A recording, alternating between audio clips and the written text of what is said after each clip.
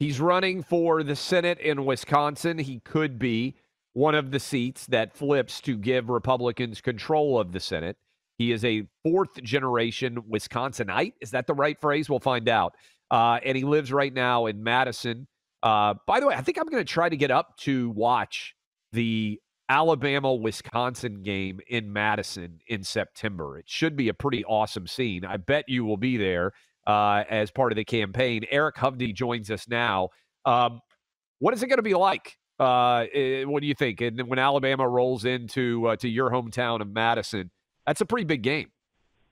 It's going to be rocking. Camp Randall is one of the best spots to watch a college football game, and I'm being totally serious about that. I'm not just talking my school up, but it's in a community instead of surrounded by a giant parking lot. You got Regent Street, all the bars. You got people that set up selling bratwurst and beer. I've had season tickets there for, 30-plus years, right on the 45-yard line. My dad had them before me since the early 60s. It's a ball. And when Alabama comes running out, people will be screaming and yelling. It's going to be a hell of a great game. All right. I agree with you. I'm actually curious, though. So you've had season tickets for years and years. You're right there near midfield. You're going to be all in on the Badgers. How do you balance campaigning when you also really, really care about the game that's going on? That's going to be tough, but there's no way I'm going to miss Alabama running out onto Camp Randall Stadium onto the field. So, and there's going to be some great Packer games because I'm so hyped up about the Packers this year. We're the favorite right now in Vegas odds to win the Super Bowl. So, look, I'm just going to have to schedule around it. Will I be able to go to every game? No, but there's a couple I just gotta X out. And, I'll be shaking hands and seeing people and all the rest and having a couple brewskis along with it. No doubt. Sounds awesome already. Hey, Eric, it's Buck. Tell us why you're going to be able to beat Tammy Baldwin, the incumbent Democrat, this time around, and just give us a sense as to how you'll represent the great people of Wisconsin differently from what she has aligned herself with.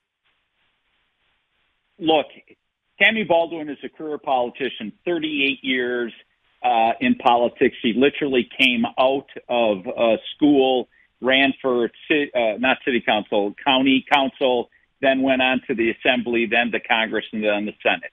Everything she votes for is wrong. She voted for everything that Joe Biden wanted. In fact, she votes with him 95.5% of the time. Think of how crazy that is. I love my wife. We've been together for over 30 years. We don't agree on everything 95.5% of the time, and I sure couldn't see how anybody would even agree with Joe Biden 10% of the time. So I'm just going to point out the facts of, she voted for, $4.7 trillion of additional government spending that helped ignite inflation. She has been wrong on the border. I have an ad up right now on the border, and our state is really being affected now by what's happening over the border on multiple different levels.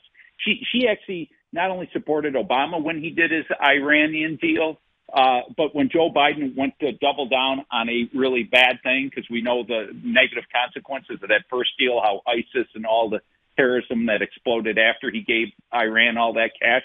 Biden doubles down on that same thing. Tammy Baldwin's there to support that. So she's a career politician. She knows nothing about the economy, how the economy works. She's totally bought off by special interests. Her Senate office is a revolving door of lobbyists, and she takes all the special interest money.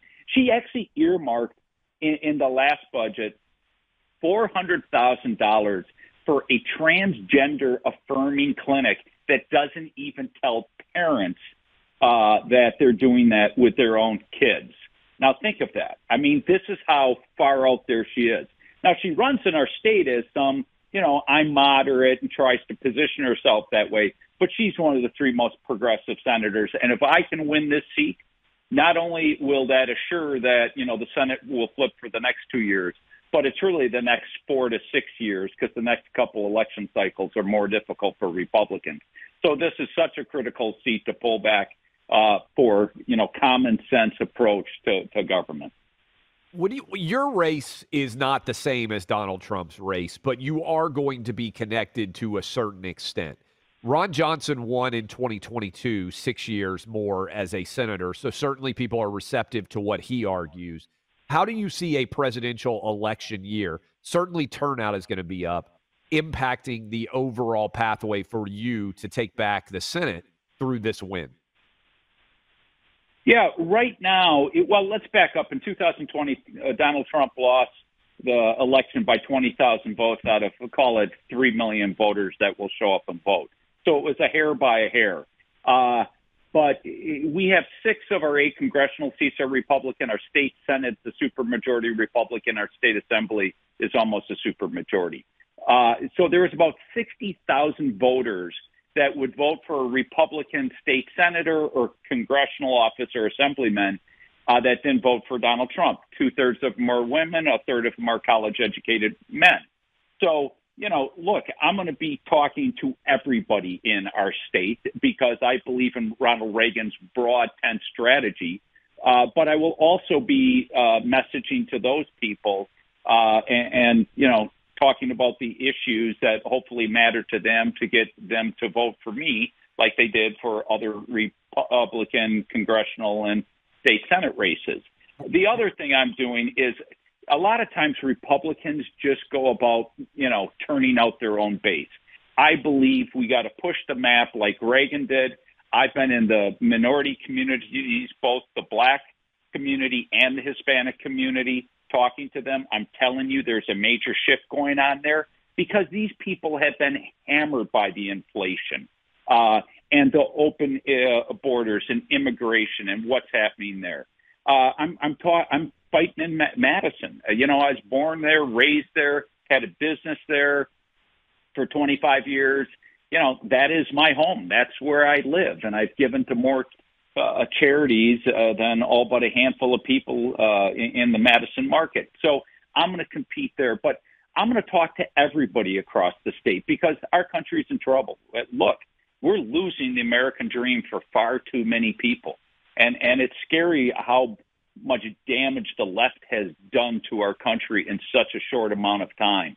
And we have to take back this country. We're speaking to Eric Hovde. He's running for the U.S. Senate seat that is currently held by Tammy Baldwin in Wisconsin. It's going to be a very important race. Just one more for you, Eric. My understanding is, when you think of Wisconsin as a border state, most people would think, well, yeah, I guess, Canada. But you are a border state in more ways, too, because there are people that are being these illegal immigrants that are coming into the country are being moved by the federal government into your state, including into some small towns. Can you tell us what's going on with that? It's happening in small towns all over. I'll give you an example. Whitewater, Wisconsin, it's a town of about 13,000 citizens. They dropped 1,000 illegal immigrants overnight there. So what's happened? Where do you house these people? They don't have the housing for them. So they're putting them all over the place. Access to health care. This is a real crisis in our country. People are struggling to get access to health care even before this immigration wave, and now it's made it really acute. It's blown up the Whitewater's budget. I mean, almost immediately. How does a city that now has to take care of another 1,000 people that isn't generating revenue for them, any taxes, it's just a big cost. So their budget's upside down literally immediately, where before their budget was in a good position. But this isn't happening in small towns all over. I was just talking to somebody who said this was happening in another even smaller town in northern Wisconsin where all these Nicaraguans came in. Nobody knows how to speak to them. They don't know where to put housing. Where do you get them into schools? You don't even have the teachers to school them.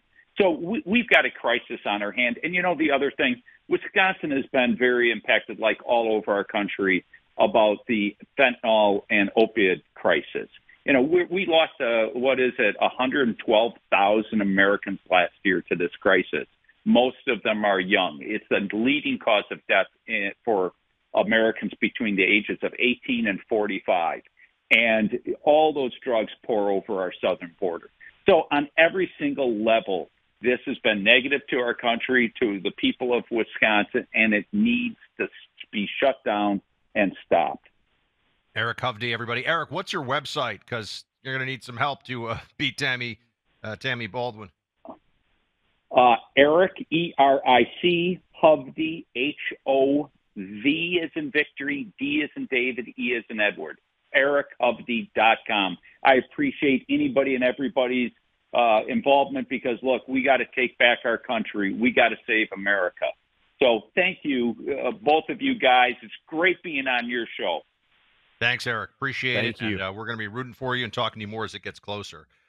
You know, we discuss here because it's in the news. It's so important right now. People are getting behind on their credit card bills. It's a big problem because groceries are, 30% more expensive? Thanks, Biden. Well, what can you do about it? Yeah, sure, we have to be aware of this and we want to change things politically. But in the meantime, these bills are piling up. It's where American financing can help. Interest rates have dropped into the fives, the lowest they've been in some time. So American financing can help save customers an average of $854 a month by tapping into their home's equity and wiping out high-interest credit card debt. Compare the percentage rate of a home equity loan to the credit card interest rates you're contending with, which can be as high as 25, even 28, 29%. Big difference.